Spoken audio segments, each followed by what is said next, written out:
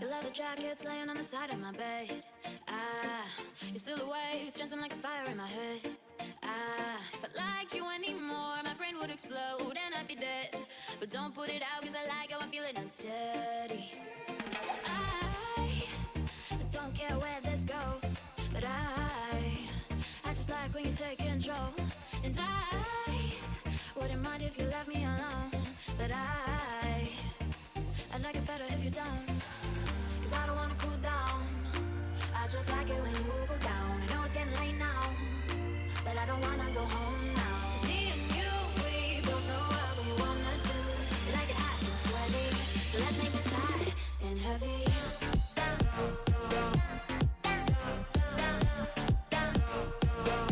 But I don't wanna go home now.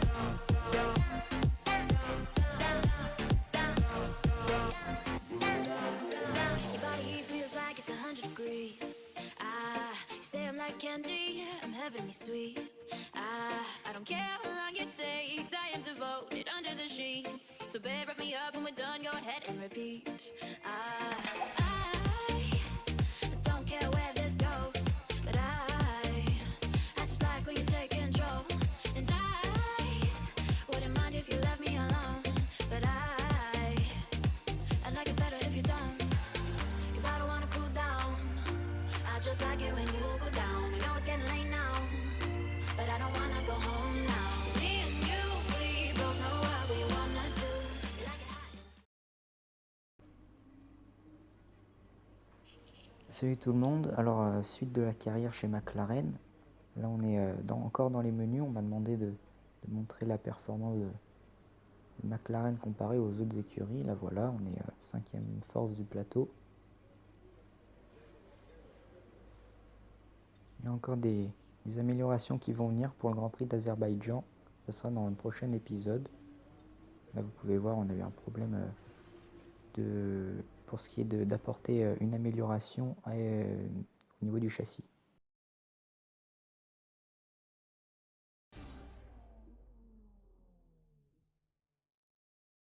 Bienvenue en Chine sur le circuit international de Shanghai, un circuit complexe qui marie de grandes lignes droites et des virages techniques, mettant les pilotes à rude épreuve pour le plus grand plaisir des spectateurs.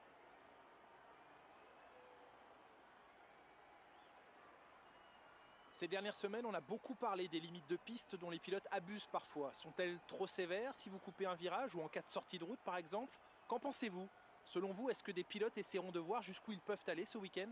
Honnêtement, je serais déçu qu'ils n'essaient pas. Si la direction de course veut sanctionner les pilotes qui sortent de la piste, qu'elle le fasse. Les pilotes de course sont payés pour boucler les tours le plus vite possible. Alors s'ils ne jouent pas avec les limites, s'ils ne prennent pas les meilleures trajectoires, ils ne font pas leur boulot correctement. Toutefois, je reconnais que les lignes blanches ne sont pas là pour rien et que ces limites doivent être respectées. Mais ce n'est pas aux pilotes de prendre cette responsabilité.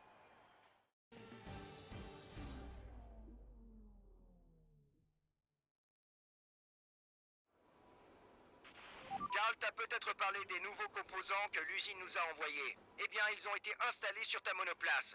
Espérons qu'ils auront l'effet escompté. On m'a demandé de faire le tour de reconnaissance pour expliquer les points de freinage sur ce circuit.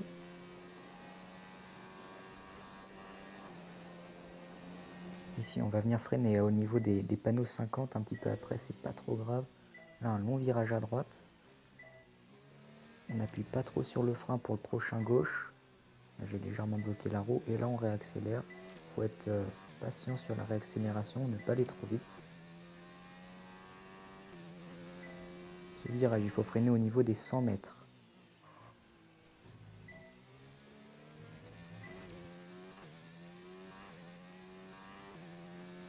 Là pour la courbe à gauche, on va légèrement passer la 7e, on joue rétrograde juste. On décélère un peu et là à droite, c'est exactement le même mouvement, sauf que là on va le faire jusqu'en 4e. Là, on va freiner assez fort, virage à gauche, prochain à gauche. Dans cette section, faut pas trop freiner. Juste le frein moteur, ça suffit. Ici, on freine aux 100 mètres. On freine à gauche. On tourne à droite. Là, on descend la 2e pour utiliser un peu de frein moteur. On réaccélère tout en douceur dans cette courbe. Faut pas accélérer trop vite, sinon On est en dehors du circuit, on accélère sur le vibreur, mais c'est pas l'idéal.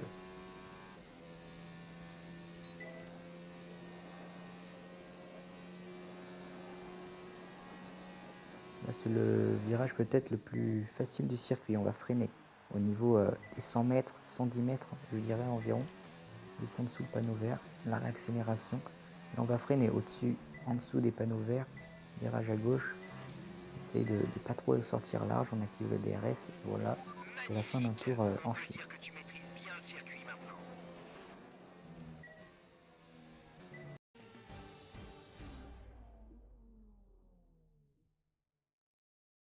Bienvenue à Shanghai pour ce qui sera assurément une séance de qualification fantastique. Nicolas Martin, vous êtes un observateur avisé. Selon vous, comment les pilotes font-ils pour gérer la pression lorsqu'ils tentent de signer un chrono parfait? Au-delà de la pression, il faut surtout savoir évaluer les risques. Dans quelle mesure les pilotes sont-ils prêts à s'exposer? Ils sollicitent sans cesse leur monoplace au niveau de l'adhérence, du freinage, des virages et de la traction. Au cours d'un tour de piste, une erreur d'appréciation est vite arrivée. Voilà pourquoi il est presque impossible de réaliser un chrono parfait.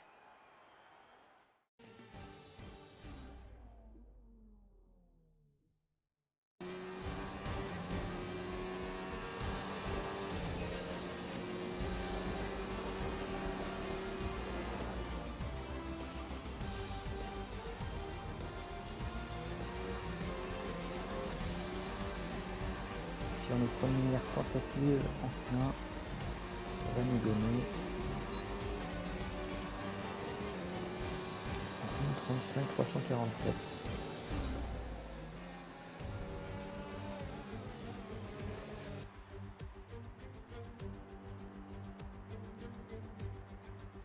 On va remettre de nouvelles gommes tendres pour aller chercher un meilleur temps parce que là on est 12e, c'est pas l'idéal pour le moment.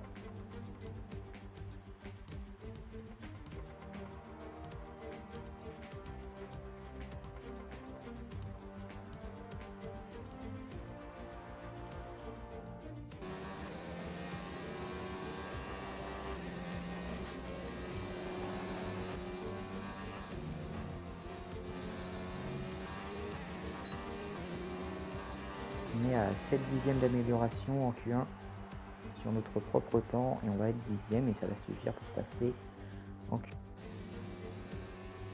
On va partir directement pour notre première tentative en Q2. Là, on va prendre un virage à droite en appui très compliqué. On est en dehors de la piste. Les deux roues dans l'herbe, une glissade, c'était inévitable. La session, on a perdu de gros dixièmes.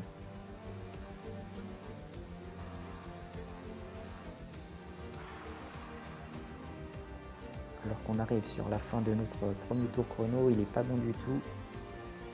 On va faire un 1:35 186. Jusqu'ici, notre meilleur tour est de 1 minute 35,1.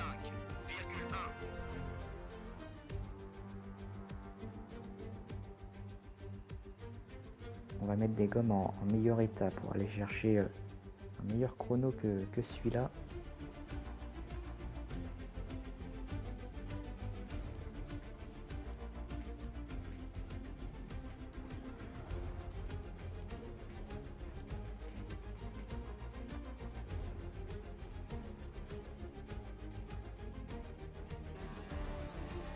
Et c'est parti directement pour notre seconde tentative en Q2. Déjà, il faut bien prendre ce virage là. On bloque la roue, c'est pas parfait. C'est déjà mieux. On a quasiment 4 dixièmes d'amélioration. Enfin, quasiment. À 4 dixièmes d'amélioration, il va falloir. Voilà, petite glissade, c'est rien. Encore 1 minute.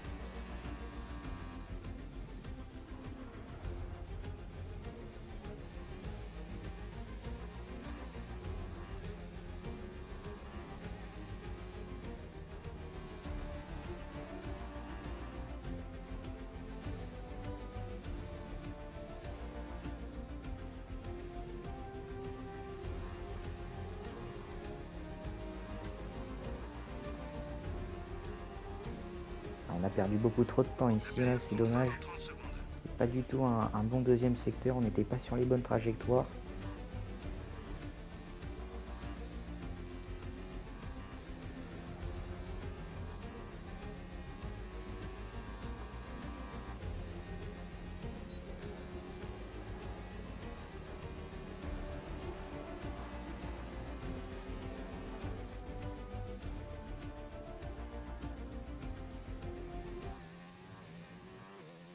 On va même pas améliorer notre temps.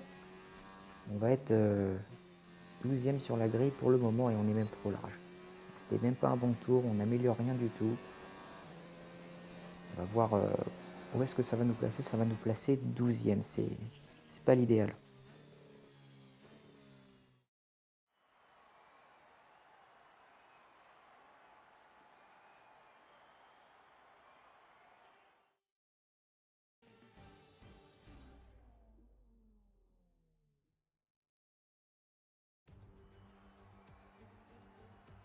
C'est le moment de découvrir quel pilote sera capable de s'emparer du Grand Prix de Chine ici à Shanghai.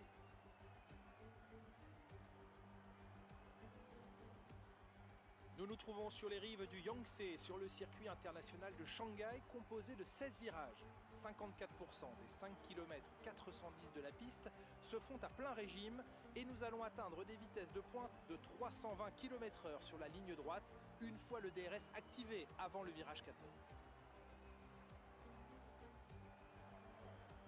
Nicolas Martin est à mes côtés pour commenter la course. Merci de nous avoir rejoints. Dites-moi Nicolas, vous étiez sur la voie des stands il y a quelques minutes à peine.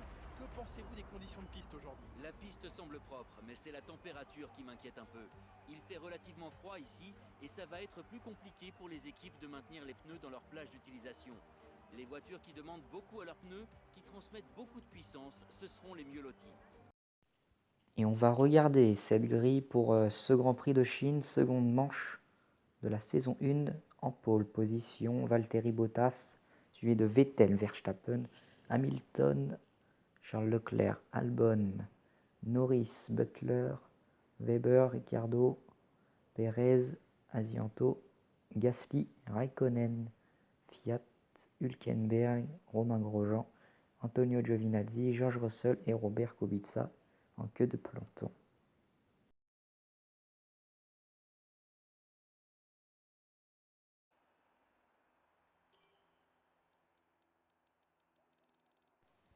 La stratégie, la voici. On va s'arrêter au tour 5 pour chausser des gommes médium. On partira en tendre.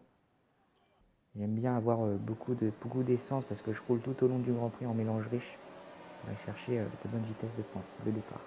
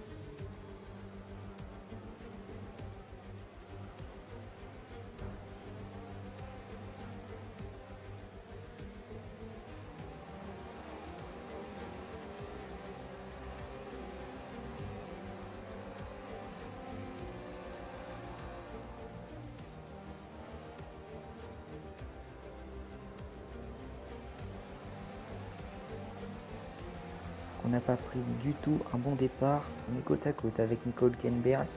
On va laisser passer le pilote allemand, ça sert à rien.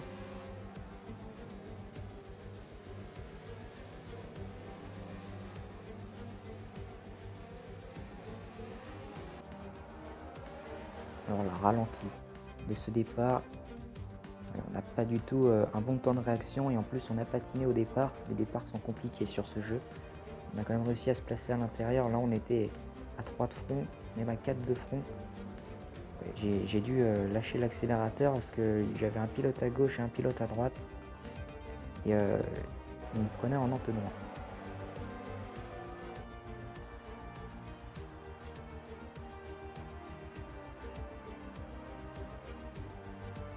On revient au direct sur cette piste de Chine, sur la grande ligne droite. Et on va plonger sur le pilote Renault. On va faire l'intérieur sur Nico Hülkenberg, pilote allemand. On va se positionner sur sa droite. On va pas le laisser passer. On va essayer de l'enrouler. On est en dehors de la piste, les 4 roues en dehors de la piste. On est côte à côte avec Nico Hülkenberg. moteur Renault contre moteur Renault. Et on va sur une légère glissade. Est-ce qu'on va passer sur Nico Hülkenberg? Ça a l'air de passer. Et on passe sur Nico Hülkenberg.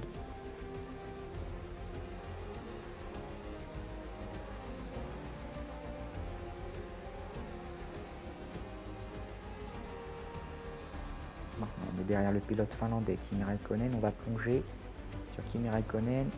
On nous a vu. Pas de contact, c'est propre. On va mieux réaccélérer que lui. C'est bien.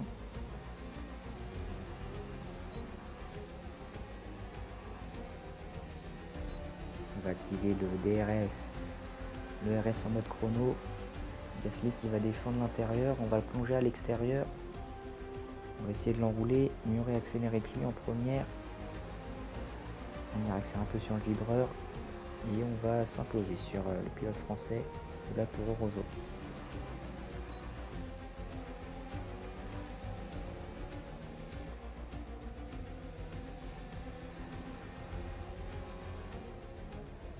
On va s'arrêter ce tour-ci. On va essayer de undercut. Ah non, finalement, Ricciardo qui va s'arrêter au même tour que nous. On va essayer de le doubler à l'entrée des stands. C'est propre. C'est bien. C'est très bien joué. Heureusement qu'il n'y a pas encore le bac à sable lors de l'accident d'Hamilton en 2010. Il s'était enlisé dans les graviers. Très bon arrêt, ça est. Qui gère la LED pour nous dire de partir un peu traîné. On va ressortir derrière Sergio Pérez. Pas de pilote qui revient, c'est bon.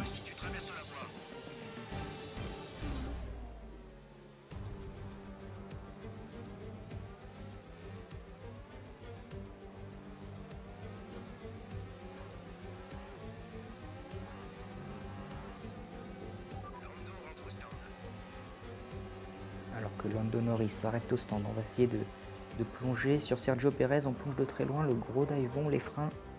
Il nous a vu, léger contact. On a touché son ponton. On va essayer de le prendre par l'extérieur. Finalement, on reste derrière lui. Parce qu'avec le DRS et le RS, on va pouvoir aller chercher le pilote Racing Point. Alors que devant, il y a des pilotes qui sortent de la voie des stands. On va essayer de faire une pierre de coups. On va plonger sur Gasly, on va passer sur Gasly, on va se retrouver derrière Devon Butler, le pilote anglais.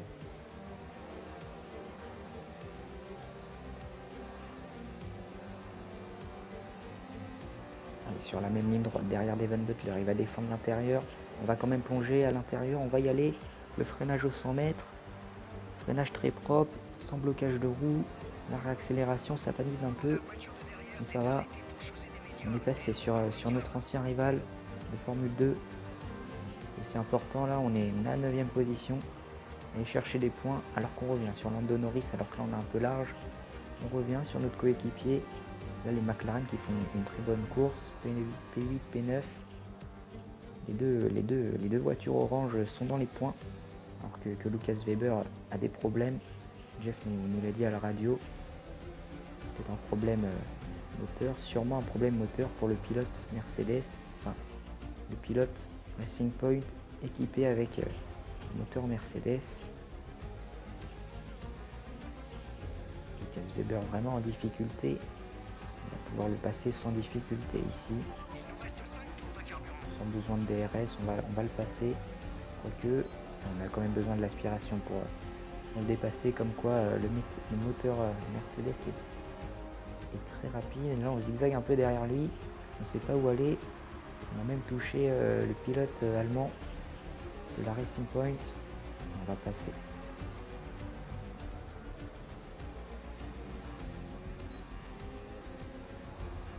Drapeau jaune.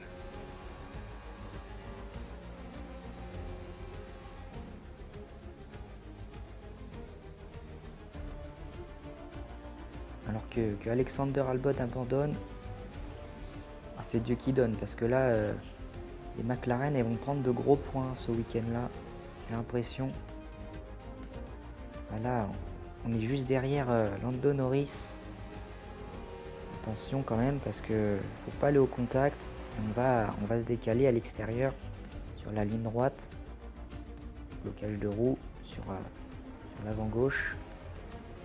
Donoris qui n'a pas dit son dernier mot. Il est toujours derrière nous. Cette fois-ci, il va voir le DRS sur la ligne droite de départ arrivée. On est obligé de recharger le RS parce que j'aimerais bien aller chercher aussi le meilleur tour plus tard dans la course. Même si ça va être compliqué. Il va replonger. Il va passer à l'intérieur. On va essayer de le surprendre, de le décroiser. Finalement non. On a failli casser un aileron ici. Là aussi il faut qu'on progresse, c'est dans l'intelligence de course. Voilà. La ligne droite, la grande ligne droite, il va défendre l'intérieur, on va y aller à l'extérieur. Comme on a fait tout à l'heure sur le Toro Rosso, c'était Gasly. Même manœuvre, sauf que là il résiste mieux. On est placé à l'intérieur maintenant dans ce virage. On va être mieux positionné. On va légèrement le tasser, ne pas lui fermer la porte quand même. Et on passe avec les DRS, normalement on devrait s'envoler. Maintenant là où il faut le faire, c'est aller chercher le petit point du meilleur tour, parce qu'il faut être dans les 10 premiers pour aller chercher ce point du meilleur tour. Dans le premier secteur, on est en train d'améliorer notre premier secteur, on n'est pas dans le violet mais on améliore pour le moment.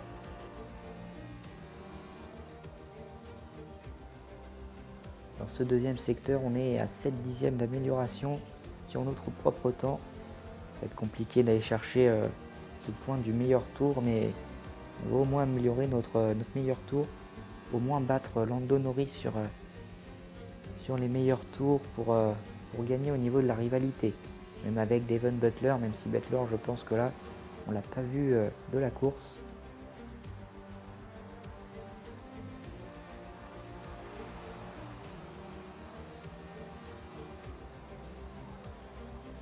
On va être un peu large comme souvent dans ce Grand Prix. Et on va prendre une 6e position. Derrière nous, Lando Norris. Belle performance là des McLaren. P6, P7. On n'aura pas pris le meilleur tour, mais très belle performance là. Très bonne stratégie. Nouvelle victoire d'anthologie de la part de Ferrari. Dites-moi Nicolas, comment a-t-il réussi à décrocher cette victoire aujourd'hui? Je crois qu'il est évident que le facteur principal était la vitesse. Je sais que ça peut sembler affreusement réducteur, mais ce sont les voitures rapides qui gagnent les courses, Julien.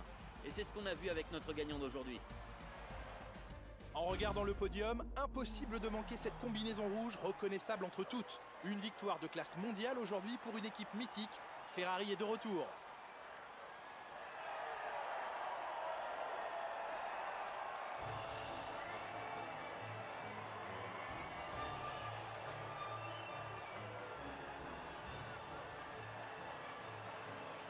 Vettel qui remporte ce Grand Prix. Deuxième, Valtteri Bottas. Et en troisième position, le Britannique, le champion du monde, Lewis Hamilton. Je voulais juste vous montrer que au niveau des rivaux, la rivalité face à Lando Norris, on est à 14-13. C'est très serré. Et au niveau du rival, je vais prendre Devon Butler. D'ailleurs parce que c'est notre ancien pilote, ancien rival en F2. Et j'ai donc décidé de le prendre. C'est voilà la fin de la vidéo. Alors j'ai trouvé cette vidéo mieux que les autres. Déjà dans le montage j'étais mieux. C'était beaucoup plus rapide pour moi. J'espère que vous avez apprécié. Ça me ferait plaisir que vous ayez voir la chaîne de Matteo, c'est Nemace. Elle est très bien, elle fait des bonnes musiques et si vous pouvez laisser un avis, ça me ferait plaisir.